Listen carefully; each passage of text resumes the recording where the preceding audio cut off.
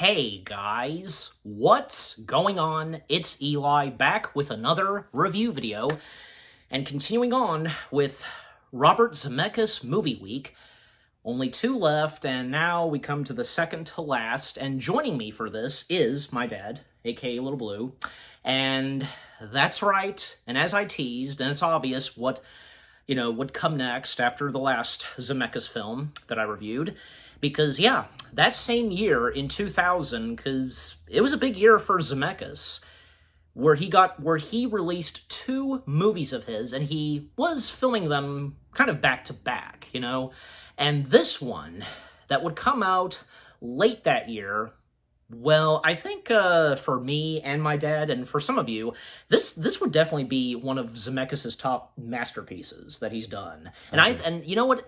And I was thinking of this earlier, that out of all of the four Zemeckis films, a part of this special week of reviews, and no hard feelings to the other movies of Zemeckis's, this one I was looking forward to the most, and I would definitely place this in my top, my own top list of favorite Zemeckis films. I would place this right next to all three Back to the Future films and Roger Rabbit.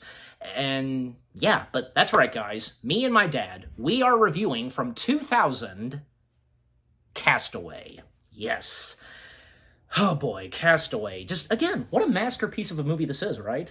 It was. It was very much a masterpiece. And, and go ahead. The first things you have to say about the film. Well, Tom Hanks really got into the role. They shut down production for a period of time, and he lost about 65 pounds. And grew a beard and long hair. Exactly. To emulate that, his being stranded on this desert island alone.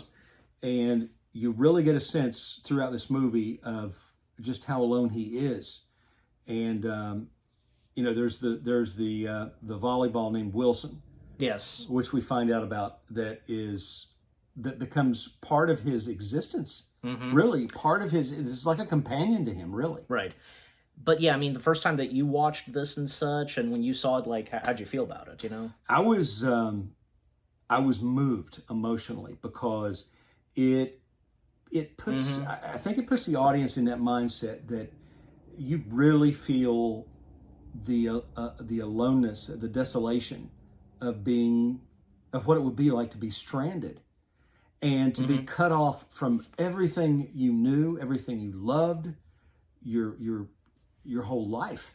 Yeah. And it was interesting to see him go through that process, and it's almost a grieving process, because he has to accept reality, that he is stranded on this desert island for 4 years. And nobody apparently looking for him. Well, they were looking for him, but they were looking in the wrong places. Yeah. And for him to be in the position that he is in, where he is, first he figures out how to make fire. Yeah.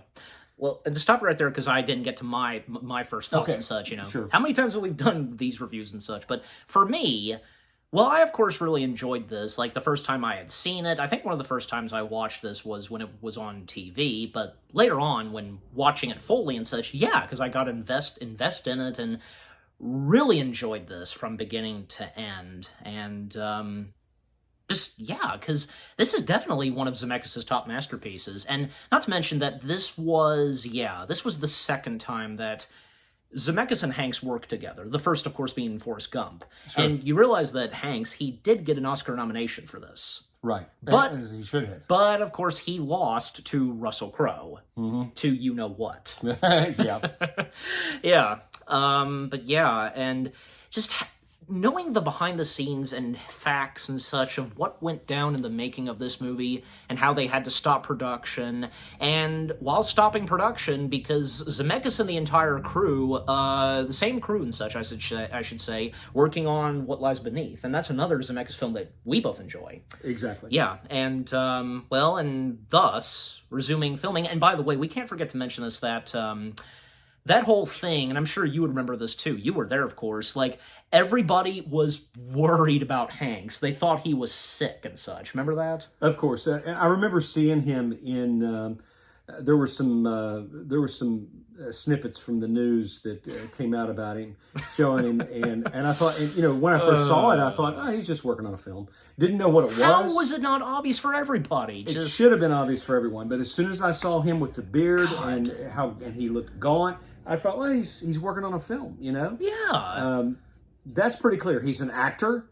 He's you know, he's relying on more of it. In this case, was I think of anything that Tom Hanks has ever done, this was probably the one time that he practiced what is known in the business as method acting, where you literally, you know, and we know Heath Ledger did that with The Dark Knight because he did. It eventually destroyed him. Yeah, and you know, and also for a while, Hanks was not allowed to say anything, but at a certain point, he had to say something and tell everybody. And I think the same goes for Zemeckis. That calm down. This is just for a movie. Exactly. Yeah. Exactly. And that was really it was kind of funny, really, because it was so many people to think that there was something. It's like, come on, the guy is an actor. You know, he's since when an A-list actor. And since when has there been really any indication such that he was coming down with something? That's impossible. Exactly. Just there would be some signs, but no. Yeah. By the way, we didn't get to this yet. The description / the story. You can take it from here. Reading Okay. Excuse me. Obsessively punctual FedEx executive Chuck Nolan, played by Tom Hanks, of course, is en route to an assignment in Malaysia when the plane crashes over the Pacific Ocean during a storm. The sole survivor of the flight, Chuck washes ashore on a deserted island.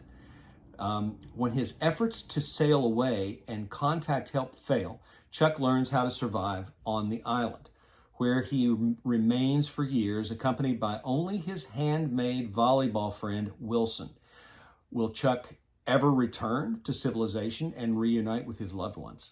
Yeah, I mean, that's the thing, and, you know, but luckily, you know, for Chuck, and when 4 years passed, and when certain things, you know, get up to shore, yeah, that's when the time comes that he has his ticket out of the island and such. When he is finally able to escape that island, to escape the tides and the waves that engulf that island, that make it seem almost impossible for him to escape, the walls of water, basically. When he is finally able to do that, I almost stood up in the theater and cheered because I saw that in the movie theater for the first time when it came out, and I was just like, "Yes, he made it!" You know, he breaches that tide. Yeah, I was about to say, you know, he passed through and beat the ties. The tide, yeah, he does, and he's able to. He unfortunately didn't succeed when he was on that inflatable life. Oh yeah, that was a total. Yeah, that was just it didn't work out. But with the raft he made and pieces from an outhouse or something, you know, like it was some kind of a door. Yeah, and I think it was from an outhouse, and he used that as a sail. Yes, as a sail and he deployed that sail. And he was able to breach those tides that were coming, that were washing in those waves. The only real way of like managing to beat those certain tides is with sails, you know. Yeah. And he was able to do that.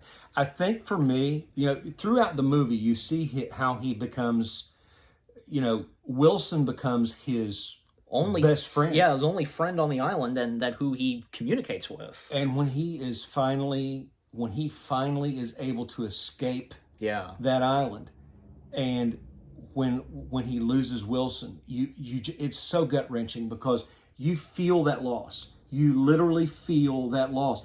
It's only a volleyball, but it's something that he was so connected to, that helped to maintain his sanity, that once that volleyball is floating away and you're watching him and he keeps saying, "I'm sorry, I'm so sorry, I'm sorry." Accompanied with music and score by Alan Silvestri. Yeah, and there's really no music during that whole time when he is on the island. I was going to say that too. It's totally the music doesn't start nor approaches until when he and Wilson get off the island. That's when music plays. And Zemeckis it's amazing. Zemeckis was brilliant in that because it creates that whole atmosphere of all isolation. throughout the film, you know. All throughout the film, it creates the whole atmosphere of isolation where aside he is before he alone. and aside from like when he was not on the island, you know, Right. the opening to the movie and such, and yeah, And we have to say this. We have to say this. The one package that kept him going, aside from Wilson, was that one package. yeah, and all the other packages that he did end up opening, and he used some of them as like a spear or Yeah, exactly. ice skating boots, you know, Exactly, to and sharpen things, and unfortunately he There had to you knock go. his own tooth out, which was really hard to watch. Now Oh my that while gosh. we're on that subject, yeah, two like gross out moments, like when he cuts his leg, you know, that was really that was gruesome. it was very gruesome, and you're just like, oh my gosh, you know. Of course, salt water is a natural healer. Salt is a natural healing agent, so you know the salt water helped him, and even when he had to knock his own tooth out because it was Well, yeah, and even when abscessed. And even when he tries to make fire, you know, he cuts himself, and that's when the birth of Wilson. He grabs the volleyball with his bloody hand, throws it, and that horrific scream he gives, letting out the pain, just nature not being pleasant with him at first. Exactly, and he draws that face on Wilson, and that's when he became this volleyball became his companion. Exactly. His lifelong companion and you just think, oh my gosh, this poor volleyball. You almost give it a life, you know, give it a personality, that this poor volleyball is just floating out in the ocean, and you think maybe someday somebody will find it and it'll find its way back to him somehow. You know, you just always hope that. You know, and coincidentally, Wilson and Tom Hanks had a little reunion, I think, at a baseball game or something. Yeah, I didn't know about that, but that's really funny. That was funny. But there was even a moment where he almost lost Wilson, where he was just like, you know, spending years on talking to a damn volleyball and kicking him, you know. And he quickly regretted it, and thankfully he was not lost. You also recall when he was in complete despair on the island, he was contemplating suicide, and he was going to hang himself. Yeah, he made a noose, and he but thankfully he tested it. But it's a good thing he didn't really consider it, because when he tested it, it failed. The noose, the whole thing failed, and it wasn't powerful enough. He realized that if he had done that, if he had ended his life that way, the branch would have broken, and he probably would have fallen and would have been mortally wounded, to the point that he would have suffered and finally died. Either way, he still would have died. He would have been injured beyond anything he could have recovered from. Broken leg, broken arms, whatever. Yeah. Internal injuries. He could have died from internal bleeding.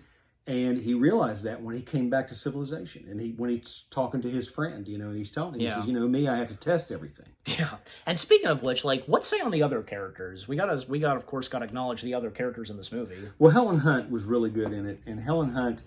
Helen Hunt, who plays at the time Chuck's girlfriend, Kelly. Kelly Frears, Frears. It was really.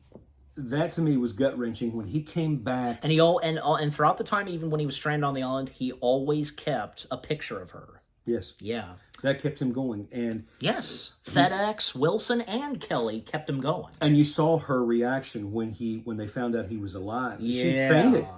But she had kept track of everywhere they had searched, and it was like they went all the way around the whole area that he was in. It was like they completely missed the area that he was in.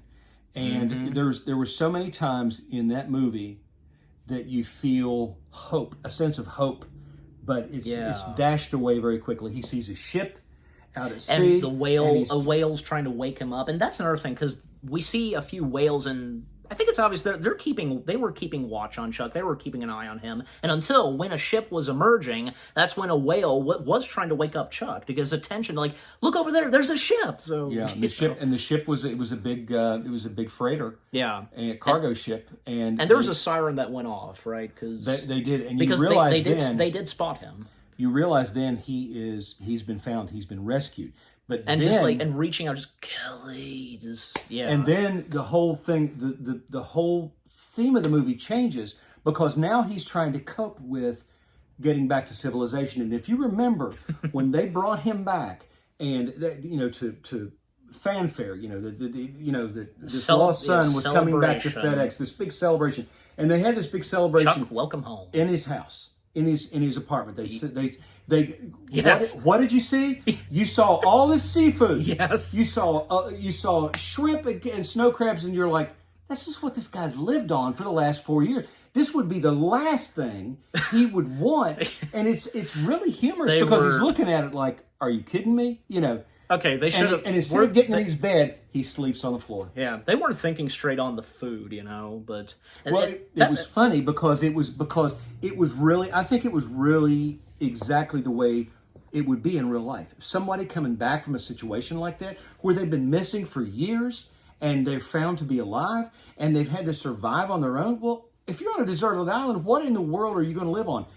Coconuts, for one thing. If there's coconuts growing on the island, unfortunately, there were coconuts growing on that island. Yeah, but then you have to rely on. If I was on an island, I wouldn't be able to do coconuts anyways. You'd have to be able to catch fish, catch shrimp, crabs, whatever you can get your hands on, and cook them and eat them. That's what he lived on for all those years. So when you you come back, I think what you would want to see, in my opinion, you'd want to see a big stack of KFC fried chicken and a stack of McDonald's or Burger King cheeseburgers. Yes, that's what you'd want. Exactly. Not seafood. I mean, at least like say when he was on the plane, like what 4 weeks had passed. Yeah, I wonder why, because for a specific reason. But yeah, I mean, at least he had like a Dr. Pepper and ice. And he had, good thing that he had ice. It's been a long time since he had a drink with ice. You have to consider the fact that when they brought him aboard that cargo vessel, and they got word to to the FedEx and Kelly, to whomever. Well, yeah, it passed along to those, and of course, when it came straight to Kelly, he had to have some rehabilitation because number one, they had to fix. You remember the big mole that came up on his face? Oh, yeah, that was probably from sun exposure. I keep forgetting about that. They had that's gone when you see him on the plane. Yeah, it is drinking his Dr. Pepper on ice. But also too, they had to fix his missing tooth. He probably required a lot of dental work and a lot of other things. And a nice clean shave from his hair and beard. And get his beard, shave his beard. Put on a bit of weight. Get his hair cut off. So there was quite a bit of rehabilitation that went on there for that month before he was able to come back to civilization, as it would be for anybody who was in that situation, I think. Yeah. Also, do you remember, what about, say, at the start of this movie, because Chuck was very aggressive and such, but still, I mean, he was still a lovable guy, even to Kelly, and yet, the time that he spends with Kelly and family, and it's around Christmas. And, to think that he said that he would see her shortly, but didn't. And that intense plane sequence, That plane sequence, that crash when they still with no music. That's amazing. It was the sounds of that plane as it's going down, as they're losing control. It was very eerie. And I remember being in the theater watching that, and I was just totally drawn into that scene because you're watching it go down, and you realize these guys they've lost control of this plane, and it is going down in the ocean. Yeah. And the sound was just, it had this eerie, haunting sound as it's going down. Yeah. I'll never forget that sound. Chuck. It was just this, and he's, Chuck, the only one that's still alive, and yet even almost like coming straight towards a jet, wing and such, propeller. And he is, he had some close calls. And when it exploded, and he survived, but. And even when he saw a body, and it was the captain, I think. It was the captain, and he was just absolutely just torn up. And you could feel that pain when he saw that his friend, this man that he knew, was dead. And when he pulls out his wallet and he sees photos of his kids of his two boys, oh my gosh! I mean, that is so gut wrenching. They even made a grave for him. Yeah, exactly. And had even borrowed his shoes. Had stick his toes out. Yeah, didn't quite fit him, but still managed to. But still, his toes sticking out. He was. He had to wear something to protect his feet. He had to have. But eventually, he lost the shoes. So he had to survive, and that's what he did. He survived. Yeah. And we get, that package that he held on to all that time. And we never know what's in the package. We never know what's in the package, but we know that it's one of those things in some movies where you're really curious, but I think it's best. It's like, I can think of, say, like, best example, like, what was in this briefcase in Pulp Fiction? We never saw it. It was shiny, glow, like, we could see, but we never know what it is. And so take that as an example. But this FedEx package had angel wings on it. And it was the insignia of this particular sculptor that used used welding and did welded sculpts, statues and things. And so we find out, when he gets to the end, and this is what really got me. This is what really got me about this movie. Was at the end of that movie. Well, and very quickly, because it was hard when the reunion between Chuck and Kelly, it was tough, even for both of them. Oh, it was very tough, because she's married. She's gotten on with her life. And she thought he was dead. And she finally got on with her life. It was kind of an awkward position when Chuck, crossed paths with Kelly's husband. I'm pretty sure Kelly's husband even knew that this was an awkward situation, too, And we find out he is the dentist that Chuck was going to see before he had to leave on this trip. Out of the country, where the plane goes down. I mean, it was just this. Talk about an awkward coincidence, it was irony. It was cruel irony. Really. Yeah. But I want to go back, but nothing intentional. So. To when he takes that package, to its from where it originated, and that's another thing, because like the start of this movie, it's the same location that we get at the end of the movie. He takes that package, leaves a note saying this basically saying this package kept me going for 4 years. That's pretty much what I think the note said. Well, yeah, we don't really. This package saved my life, something like that. Yeah. So he leaves the package. He comes back. He passes the woman. Whom we did see at the start of this movie. She's and we know that her husband is Bettina Peterson, being played by Laurie White, and her husband Dick Peterson, played by David Allen Brooks. Well, because Dick is present at Russia, and there was a package. He's in Russia. That she sends a package to him. We see that he is unfaithful to his wife with a beautiful Russian woman. Exactly. She's credited, played by Yelena Popovic. Yelena Popovic. Pardon my French, but sure, what an asshole, of a husband. Well, and he was, he was clearly cheating on his wife, and here she is sending him this package, and we see at the end when Chuck brings this package and delivers it back, to its origin, which is this farmhouse out in the middle of nowhere.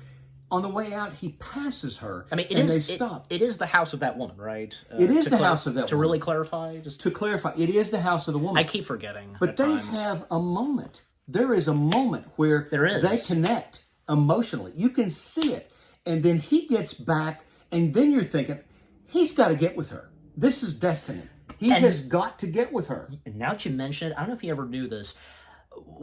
In an appearance with Tom Hanks on James Lipton's show, because James Lipton asked, what did Chuck do after the movie, and Tom's response, and you know what, I'll take what he said.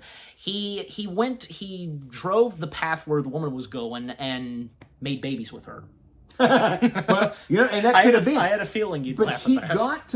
Again, I'm going to take what Tom says. That coming straight from Tom Hanks, I'll take it. So he got to that's canon. He got to the crossroads, and he can go this way, or he can go this way, or he can turn around. As the music plays, and I've watched this movie several times, and a little smile. You can never really figure out which way he goes. You don't know. You can't really tell if he turns around and goes back, or if he goes left, or if he goes right. It's one of those things, and it's one of those things in movies where we're just left to, And I thought that was a brilliant shot by Robert Zemeckis, the way he set that up, because it leaves you guessing at the end. Does he go back to her?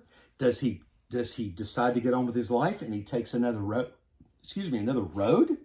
Or what does he do? Or follows that woman. Like what Tom said, his response on this. You never really figure it out. I thought it was interesting though. We're left to figure it out. He's driving along. He's in his Jeep Cherokee, listening to Return to Sender, and he is he's drinking a bottle of, as I recall, Poland Springs spring water. Yeah, water. And I'm thinking, first time he's drinking good clean water. Yeah, exactly. Yeah. So there was that, and just to me, it was the whole movie was so well done. Yeah. And a few things I want to quickly mention because, like, that's another thing, the mentioning of Elvis, because according to one of Chuck's friends and fellow partners at FedEx, they had a funeral for him. What they put in his coffin were, like, a couple of Elvis CDs or something, that and... He was a big Elvis fan. The character was. I'm sure though, probably that goes for both Zemeckis and Hanks. They're probably both of them are Elvis fans. They probably are, especially Zemeckis. And you know what? Because we had a little appearance of Elvis in Forrest Gump. Yeah, so there was that. And also there's a mentioning of, Chuck's fellow friend and fellow partner at FedEx that his wife was sick with cancer, and unfortunately Chuck was not there for the funeral, and he felt sorry, but he didn't really have to apologize. No, he was kind of preoccupied. Exactly. He was in kind of uncontrollable circumstances. Yeah, and that sequence where Chuck finally makes fire, that was a good sequence. That was a great sequence because he's having the time of his life. And I have made fire, and he is almost like a caveman who's discovered fire. There you go. And that was his thing. He was like, I have made fire. I am man. Well, the fact that he never made fire, and this was the first time that he himself did this with his own bare hands. Yeah, he realized then. I think there was that ray of hope that he realized, I can survive this. However long it takes, I can survive this. I can sustain myself. That was just the beginning where he made fire for the first time. Exactly. That was just the beginning. And again, that whole sequence where, Kelly and Chuck reunite, it was tough, but they had funny and good conversations. And then when, unfortunately, Chuck's taxi driver had to bail, but this was very sweet of Kelly that she gave Chuck a vehicle in the garage, and Kelly felt so bad she ran to Chuck, and they embraced and they kissed, and it was, which I think was, pretty much a natural thing because. Even though she was married, that's not. I don't condone that. I mean, these were extraordinary circumstances. They really were extraordinary circumstances. So absolutely, you can't fault her or him for how that unfolded. No, but I think that and Chuck having to accept that she needs to be where she is. Yeah, exactly right. Yeah, so the dialogue and stuff that Chuck says to her, very well done. But go ahead. What were you going to say? No, I was just going to say that the whole movie was so well done because it really, again, it took you to that feeling of isolation, that feeling of loneliness, to feel despair, to feel hopelessness. And I think Robert Zemeckis did a brilliant job. Yeah. Portraying that through the camera's eye. And Tom Hanks, his part as the lead character in the movie, and pretty much like the only character that we see almost throughout the film. Nobody else could have played that the way Tom Hanks did. Nobody. No, absolutely not. No, because it would feel just strange, like if someone else was doing this. Because it's a good thing that Tom did play the character of Chuck and him being that character. There were so many things that came out after this movie. There were, I remember the little Wilson... Oh, the aftermath of Castaway. Volleyball things that you could put on your antenna, on your car. Because some people will put a golf ball or a fake golf ball, or they'll put a tennis ball on their car aerial. Most notably dice as well. Yeah, so this was... The volleyball became the thing. That this was like the main thing from that movie that people were buying. I mean, I would drive down the road and I'd see these little Wilson volleyballs hanging on these antennas, on these cars, and it always made me smile because it always made me think of that movie. So there was a bit of there were some iconic things in that movie. Yes, that made its way into the I guess you call it the American lexicon, and just the mainstream of America in terms of things that people kind of latched onto. It Yeah. was sort of like the whole thing with Star Wars. It was R2D2 and C3PO. Those were the things that you. There you go. But not every movie, but every movie that has great impact has that one icon that people can latch onto, people can relate to in some way or another. And Wilson was it. That Wilson volleyball was it. Yeah. Because so many people, I think, when you watch that movie and you saw how he related to that volleyball, it was just a volleyball, for heaven's sake. It was a complete. It was just a volleyball that somebody was sending to their kid for Christmas, probably. And he never made it. But that volleyball sustained him. That volleyball sustained him emotionally, spiritually, and mentally throughout his stay on that island. And that was why it was so gut-wrenching when you see Wilson floating away. Yeah. But it was just like you see that, okay, Wilson has served his purpose. He has kept him alive. Now he has to move on with his life. But man, it was still so gut-wrenching to see that volleyball float away. This movie, as I said it best, this movie found a way to make people cry and get emotional over a volleyball. Yeah. Yeah, Castaway absolutely. succeeded on that. I was heartbroken when I saw that scene of Wilson, I'm sorry. Of Wilson floating away and just getting farther and farther. The music that plays just. And here was the part that I'll relate as a personal story. When I was a young child, and I mean I was probably 4 years old, I had a little styrofoam surfboard that I loved, and I got it when I went to Florida, and it was your Nana, your grandma and granddaddy that were there, and I went with them, and we were in Port Charlotte, Florida, and I lost this surfboard, and I can still to this day remember seeing that surfboard just bobbing along, almost out of sight in the distance, out in the ocean, and I cried my eyes out. Because my surfboard, it was gone. I couldn't get to it. And not even Granddaddy could get to it. He couldn't have swam out there and gotten it. It was gone, and I could just see it bobbing in the distance. And I was so heartbroken over that. So that very eerie, and when Castaway. And I remembered that. I remembered that moment from my childhood when I saw that scene with that volleyball floating away. And it hit me. It hit me. It was almost like my childhood memories and my feelings were coming back. And I was almost in tears sitting in the theater watching it. And I think that is so. I think there's so. The audience, they could relate to that. I was about to many different ways.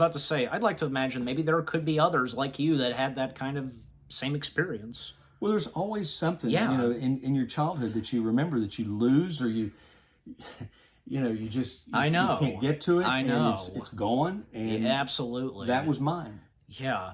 And two more things on Wilson, because Wilson having hair, right? Because Chuck put that on him and such. Yeah, he did. And also, I remember hearing this best on Graham Norton. Tom Hanks was talking about, like, when people approach him and some lines they say to him or something, Yeah. They used to, well, according to Hanks, like, they used to, like, I guess, quote a line or something from Forrest Gump. But most of the time, and according to him, it's, Wilson!